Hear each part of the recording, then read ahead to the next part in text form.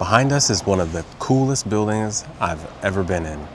It took 26 years to finish this building. 9 of those years it just sat completely abandoned because the original client ran so over budget they basically just walked away, and the city had to come in and buy the empty shell of the building. On top of that, nature kept trying to tear it down.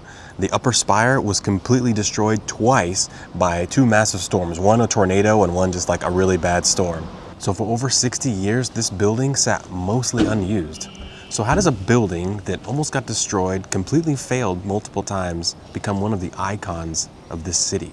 The name of this building is Mole Antonelliana, and it took me forever to learn how to say that, but it's named after Alessandro Antonelli, the architect that built it. Currently, it houses the National Museum of Cinema, and it's one of our favorite museums in all of Turin, and we've been to a ton. Today, we're going to take a look inside to see what makes it so special. So we're here on Monte dei Cappuccini. Monte dei Cappuccini? Monte dei Cappuccini. Monte dei Cappuccini. I love coming up here because you get such a great view of the city. You've got the river right below. You've got the main square, main, Piazza Vittorio. Yeah, Piazza Vittorio, and then you get this amazing view of Mole Antonelliana, and it's one of the most famous places to come here and take pictures. We got here early in the morning. I was hoping to get the sunrise, but there is a ton of clouds. It's been like a heat wave and no rain, no nothing, and then we came here this morning and it's like lightning and thunder, so not sure we're going to be able to catch the sunrise this morning, but the view is still stunning. Since there's a ton of thunder and I don't think we're going to get the sunrise, what we haven't had today that's very important is coffee. So before we go, Mole doesn't open right now. It is 6:35 in the morning and Mole doesn't open until 9. So we have plenty of time. We're going to go get a cappuccino, enjoy the morning, and then we'll see you guys back there.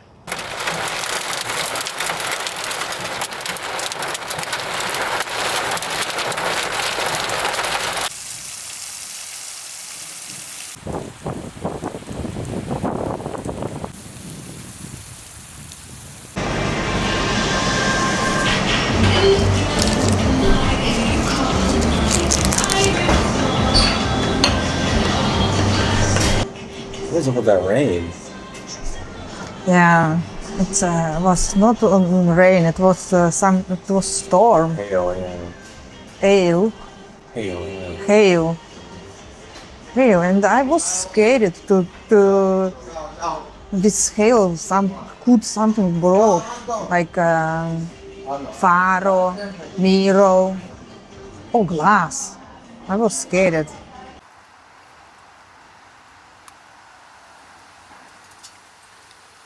So we have a ton of time before Mole Antonelliana opens. Right behind us is actually this really famous church, Madre di Dio. Gran Madre di Dio. Gran Madre di Dio. And from the other side, it's kind of an iconic view because it's right on the River Po and it's facing the Piazza Vittorio, which is the huge piazza, but it's under construction on the other side, so you can't really see like the beauty of it. But this church is famous in Turin, but also it's like the legendary, it's supposed to be the Holy Grail, is supposed to be in there.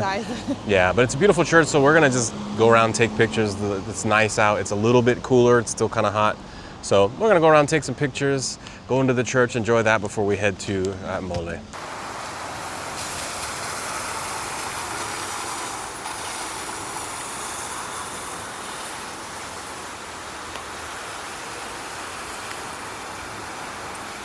Oh wow, that's a beautiful photo. That's gorgeous.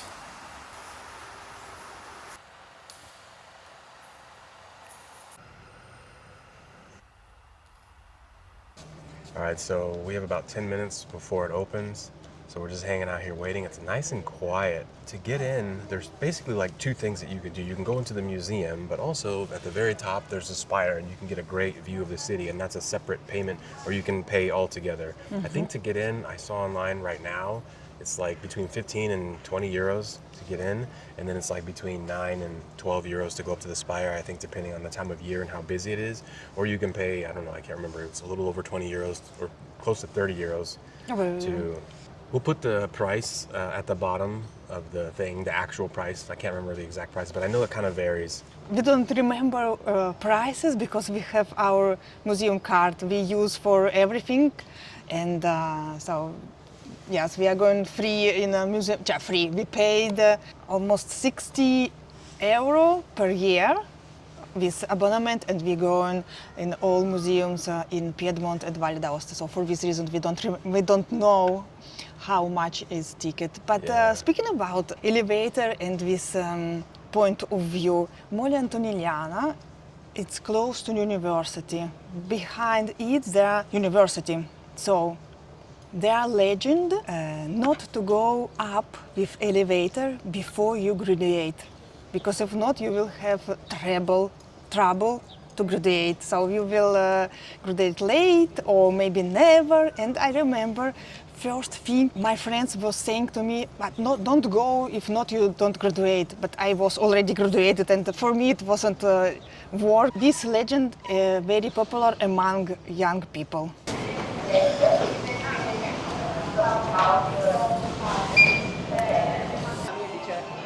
Buongiorno. Prego. Grazie. Grazie. One of the things I love about coming here too is that it's multiple museums in one. So you get the National Cinema Museum, but as you're walking through this entire building, you get to kind of see all of the architecture inside the building. It's really cool. As you go through the different parts, we'll show, but you really get to get up close and personal with the building itself, all the way up to almost the very tippy top. It's pretty cool.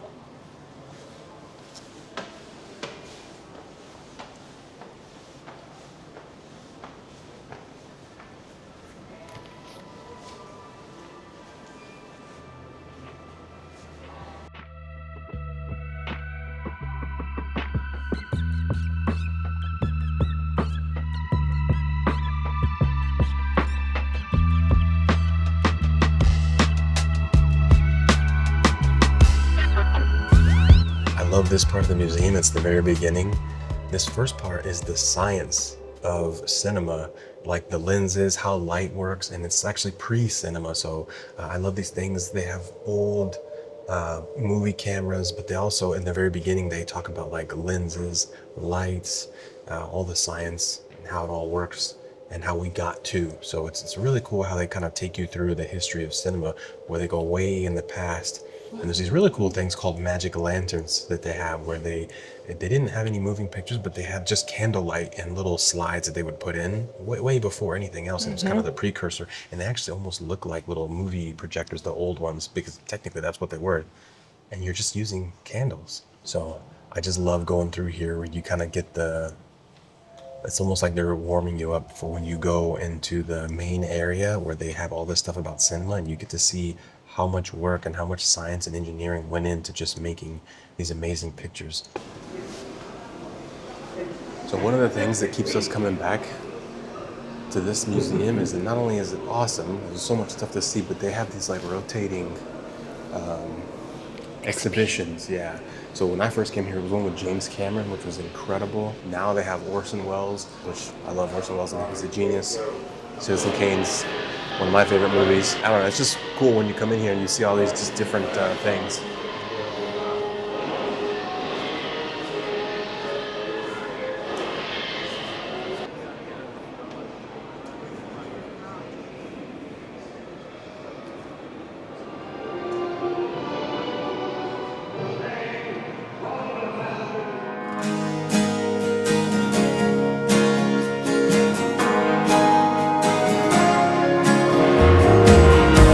Waking up under all this rust, it's raining in my room. The water falls in pools until I'm getting carried away, riding on the back of the wind. So I let go, come what may. But all this time I'm hoping for a sunny day.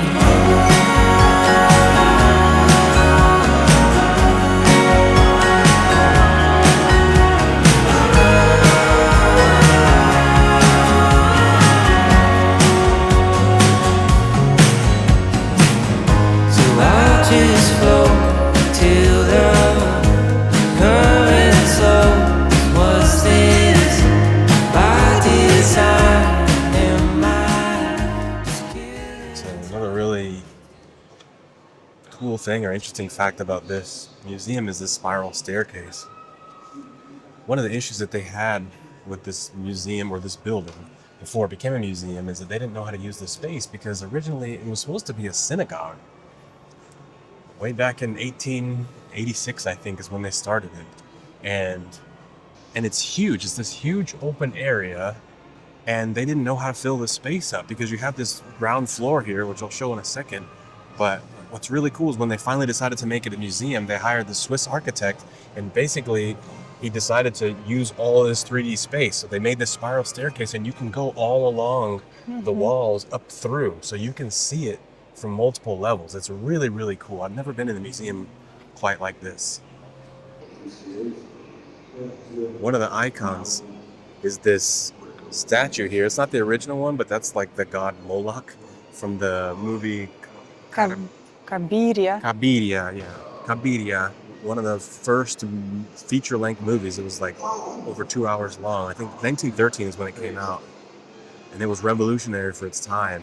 One place that we've never been in is these two VR rooms. Like, they feel so out of place. Like, if you look at the rest of this museum, it's kind of dark. It has, it feels like a museum. It's very historic feeling. There's all this stuff, but then there's these like two bright VR rooms, and this is actually the first time I've come here and there hasn't been a big line. Usually there's a line of people. One day I think we'll come back here and actually go use it, but usually when I do VR stuff, it makes me sick. I get nauseous. So this building/museum is special for multiple reasons, and it was commissioned by the Jewish community. They wanted a synagogue, and so Alessandro Antonelli is a famous Italian architect, and he was commissioned, but he was renowned for being super over budget and taking way too long, and that's exactly what happened. He was so over budget, the Jewish community just abandoned the project because they couldn't afford to keep paying for all this extra stuff. So it sat unfinished for 9 years, and eventually the city of Turin took it over and finished it. At that point, they didn't know what to do with it because it was a synagogue, and now you have this amazing building that's designed to be a synagogue, and it's not. It sat for a while. The city decided to make it a museum way back in the early 1900s. And I think it was the Museum of Risorgimento, which is like, the unification of Italy, becoming one country. And that didn't work either because, again, they didn't know how to use this space because it's such a huge space all around, but the floors, I guess the square footage just didn't work. So they moved that to somewhere else.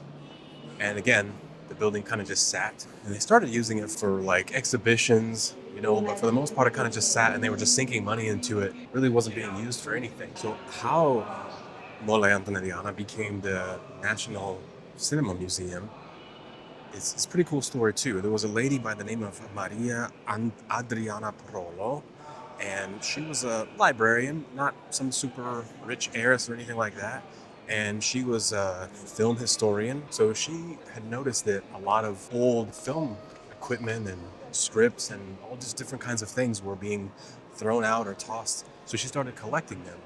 And she collected them almost her entire life. And so she had this giant collection and she didn't know what to do with it. So she tried to house it in different places and it just didn't work. There was one building that they put it in that they deemed unsafe, so they had to remove her collection from there, and she ended up passing away in the early 90s, and all of her stuff was basically just packed up and just sat. So Turin had this interesting issue where they had this amazing cinema collection and they have this amazing building. So they basically decided to take her collection and house it in this museum, but that's where they hired this Swiss architect to come here and basically use this 3D space, which I think is just brilliant. It's one of the most fascinating things about this whole museum is that you can walk along the sides of the museum and you can really just enjoy all these exhibitions. They're always new. Well, they usually do 2 a year. So every 6 months they switch it out. But I love how you can kind of like, of course, see the 3D space that you're in while also enjoying the museum, while also enjoying this amazing building. So last time we came here, this whole area was closed. They had this like locked off. This is new for us. Here you can see beautiful ceiling also of building. Yeah, that's what I was saying before, is I love, not only do they have the Yes, exhibitions, but yeah, the building itself is museum. it's part of the museum. Yeah, it's really cool.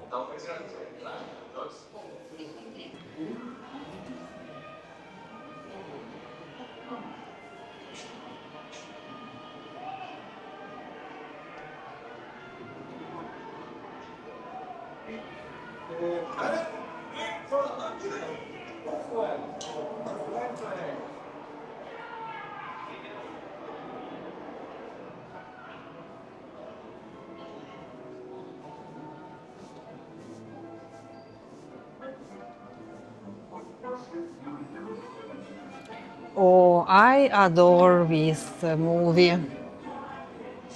I had tape with song compilation and I listened a lot. Okay, so this bracelet is the actual, real, authentic bracelet of Marilyn Monroe from Frank Sinatra. And I don't know whether you can see that, but there's like an inscription on there and it says, Marilyn, love Frank. That's cool. That's actually a pretty amazing piece of history. Yeah, this is her bustier. Bustier, yeah. Bustier. She used it in some films and shoes. Wow. So this is not only reproduced pieces, but original.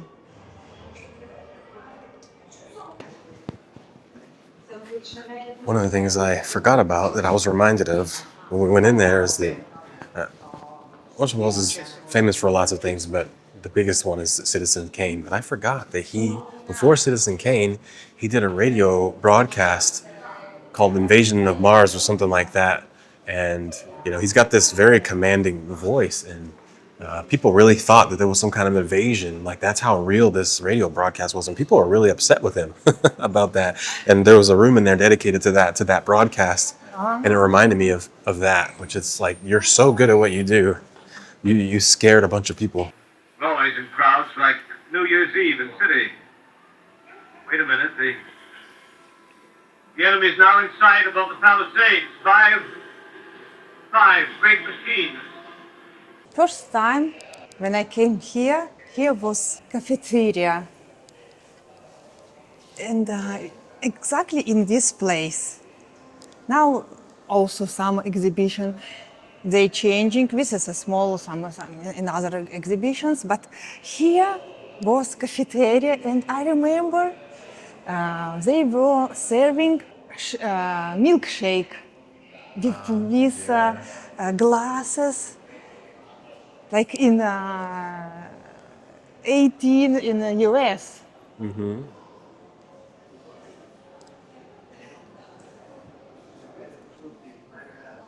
But not anymore cafeteria. It's a little sad because I like it. It was dark with all other movies on. There was long table with screens. You could sit down, drink your shake, and watch pieces of movie. So they changed it to a Yeah. bookstore or like a gift shop or something.